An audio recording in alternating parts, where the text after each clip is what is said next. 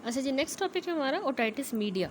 ठीक है, otitis media से रिलेटेड इन्होंने सबसे पहले केस एक्सप्लेन किया है कि 4 ईयर ओल्ड चाइल्ड है, 3 दिन की उसको हिस्ट्री है, 3 दिन से बच्चे को बुखार है और कोल्ड के सिम्टम्स हैं, ठंड लगी है। ठीक है, राइट जो उसका ईयर है उसमें उसको पेन भी डेवलप हुआ है। जब हमने उसकी फिजिकल एग्जामिनेशन की तो वहाँ पे कान में बल्जिंग टिम्पेनिक मेम्ब्रेन मिल रही है।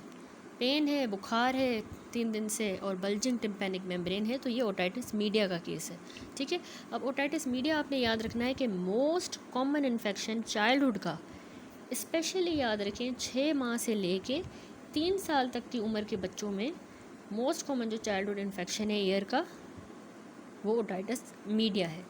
ठीक है, ओटाइटिस मीडिया। अब इसकी डेफिनेशन देख लेते हैं। यहाँ पर देखिए फिगर, यहाँ पे टिम्पेनिक मेम्ब्रेन दिखाई गई है ऑटोस्कोप की मदद से, जो कि बल्ज करती हुई है, रेड सी एरिथमेटिस, और ये बल्जिंग टिम्पेनिक मेम्ब्रेन जो है ओटाइटिस मीडिया में हमें मिलती है। ठीक है, और बच्चे को फीवर भी होगा, राइट ईयर पेन होगा।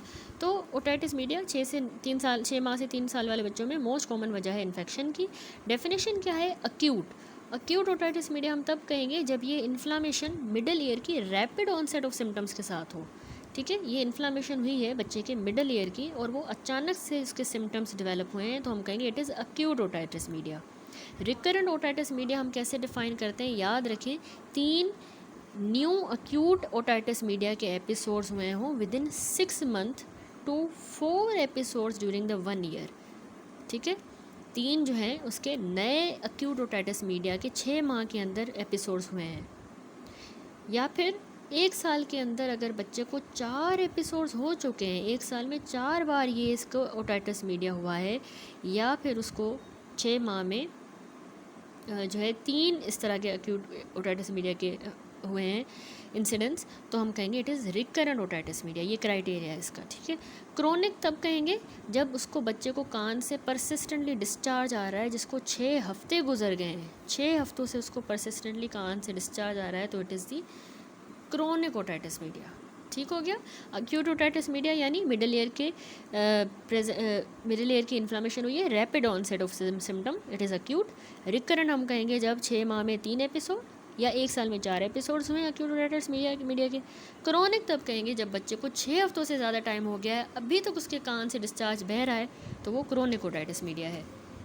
अब जो है यहाँ पर इन्होंने anatomy of the middle year भी बनाई है। देखें, ये एक्सटर्नल ऑडिटरी मीटस है, पिन्ना, ये एक्सटर्नल ऑडिटरी मीटस जिसको कनाल कहते हैं, ईयर ड्रम। ठीक है, ये जो है मिडल ईयर आ जाता है, ओटाइटिस मीडिया यहाँ पे होता है मिडल ईयर में। ये वो है यूस्टेशन ट्यूब जो कि यहाँ पे फेरिंग्स में खुलती है, ऊपर नाक के ऊपर ये एडिनोइड्स पड़े हैं, नेजल, यहाँ पे कोक्लिया है और ये नर्व है, वेस्टिबुलोकोक्लियर नर्व। ठीक है, तो अब जो है हम ओटाइटिस मीडिया की इटियोलॉजी देखते हैं, क्यों ये मिडल ईयर का इन्फेक्शन होता है, अक्यूट क्रोनिक जो भी होता क्यों है। बैक्टीरिया इसमें मोस्ट कॉमन एजेंट है जो ओटाइटिस मीडिया करवाता है, जिसमें भी आप याद रखें, एक तो ये बैक्टीरिया याद कर करके हमें सारे ही भूल जाने, लेकिन थोड़ा सा आपने याद रखना है कि 25 to 40% ज़्यादातर स्ट्रेप्टोकोकस नमूनिया की वजह से ये जो है ओटाइटिस मीडिया होता है।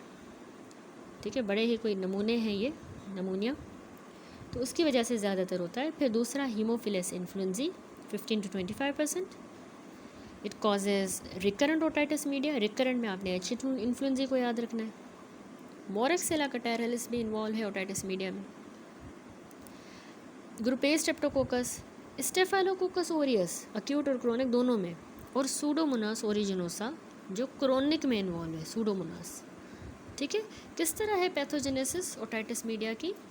एक्चुअली देखिए, बैक्टीरिया हमारे कान में गया कैसे, आई मीन बच्चे के कान में मिडल ईयर में, उसकी एक्सेस तब हुई, normal patency of Eustachian tube जब जो है वो ब्लॉक हो गई। ये यूस्टेशन ट्यूब होती है ना, इसकी पेटेंसी जब ब्लॉक हो जाती है, ये या तो यहाँ पे गले का इन्फेक्शन होता है जिसकी वजह से यूस्टेशन ट्यूब लोकल इन्फेक्शन की वजह से ब्लॉक हो जाती है, या फेरिंजाइटिस की वजह से ब्लॉक होती है, या हाइपरट्रोफिड ये एडिनोइड्स इसको कंप्रेस करके इसको ब्लॉक करते हैं, तो इसकी पेटेंसी ख़राब हो गई।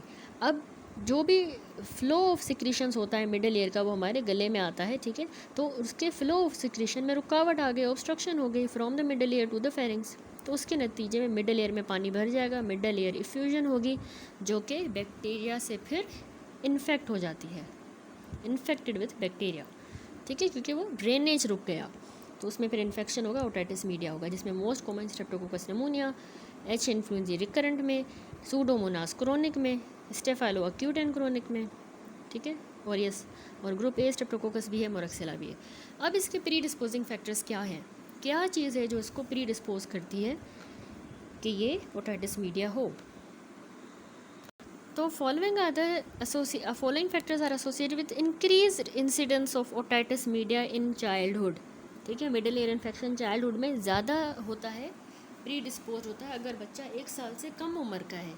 ठीक है, इन्फेंट और जो यंग बच्चे ना वो ज़्यादा ससेप्टेबल होते हैं, इम्यून सिस्टम अभी सही डेवलप नहीं हुआ, और जो है इनकी यूस्टेशन ट्यूब भी डिफरेंट होती है क्योंकि इनकी स्मॉल होती है connecting middle ear to throat बनस्पत बड़ों से, इनकी शॉर्ट होगी, ज़्यादा हॉरिजॉन्टल होती है, वाइड होती है, और तो बैक्टीरिया आराम से जो है ट्रैवल करता है नेजोफेरिंग से मिडल ईयर में। दूसरी वजह इम्यूनो डेफिशिएंसी, इन्फेक्शन को नहीं फाइट कर पाएंगे तो ओटाइटिस मीडिया उनको ज़्यादा होगा। जैसे HIV वाला बच्चा है, एड्स का बच्चा, तो उसको ओटाइटिस मीडिया ज़्यादा होगा।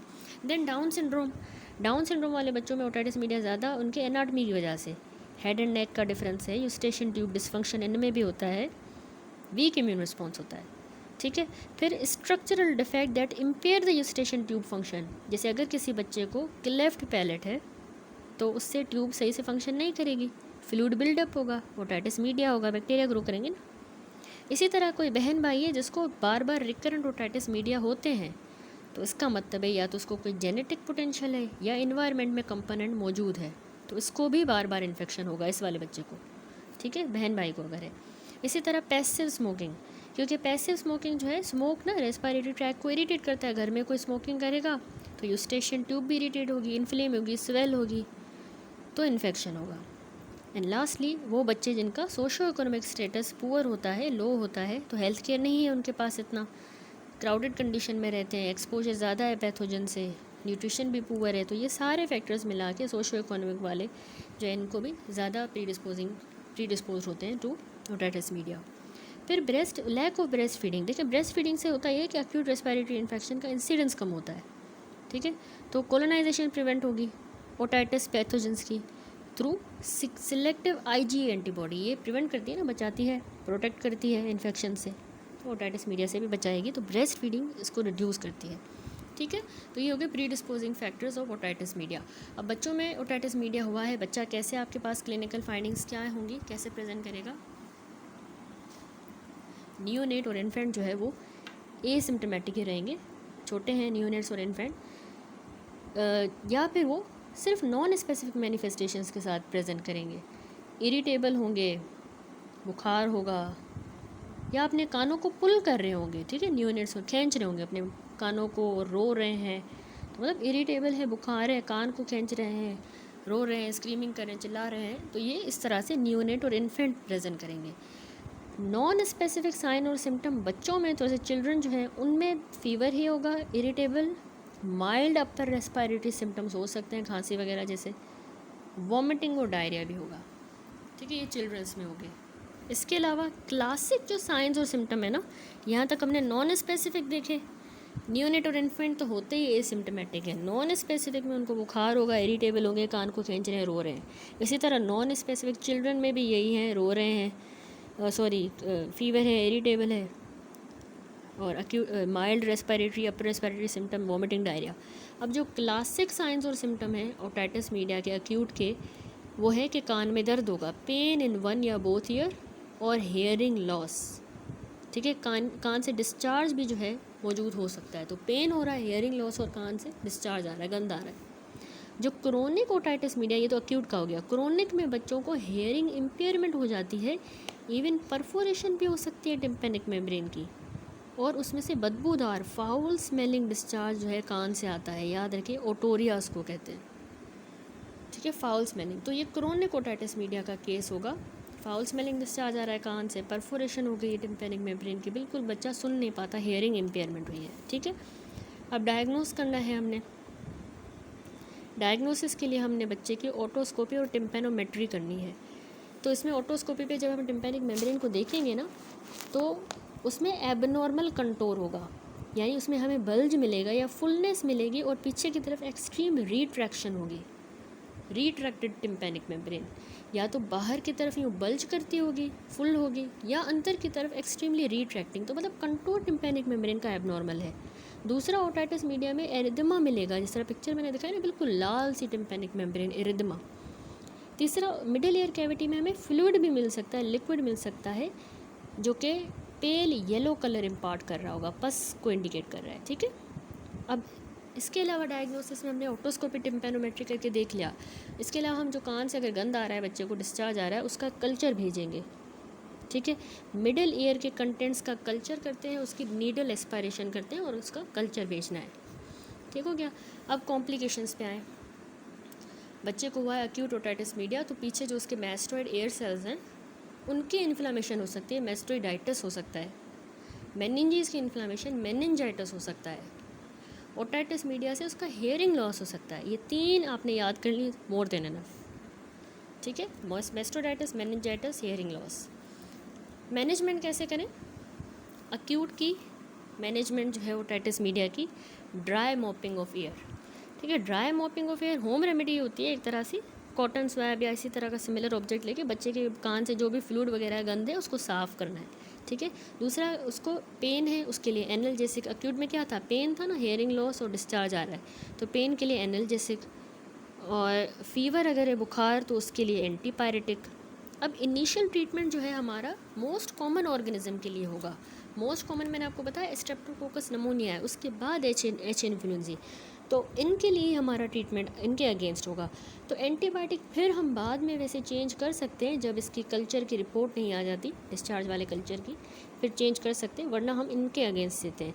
तो ड्रग ऑफ चॉइस होती है हमारी एमॉक्सिसिलिन, 80 to 90 मिलीग्राम पर केजी के हिसाब से पर डे हम एमॉक्सिसिलिन देते हैं बच्चे को 3 डिवाइडेड डोज में, और 10 दिनों तक ये इस कान के इन्फेक्शन में बच्चा लेगा एमॉक्सिसिलिन, और ये दोनों ऑर्गेनिजम्स के लिए इनके लिए इफ़ेक्टिव है, ठीक है। अल्टरनेटिव एंटीबायोटिक है हमारा एमॉक्सिसिलिन क्लेवुलिनिक एसिड, जो कि ऑगमेंटिन के नाम से आता है, ठीक है।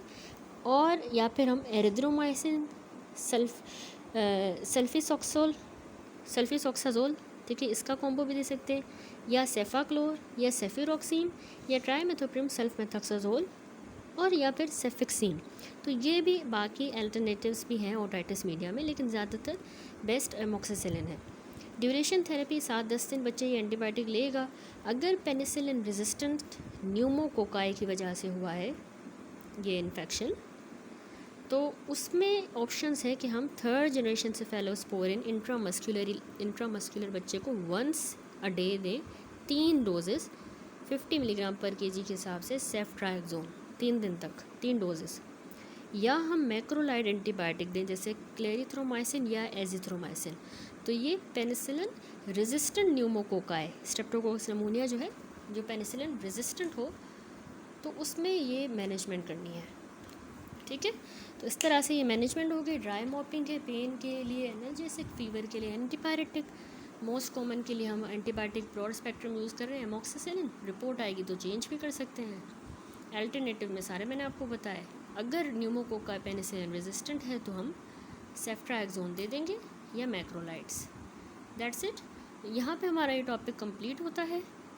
नेक्स्ट वीडियो से हम अगला टॉपिक स्टार्ट करेंगे, ब्रोंकियोलाइटिस।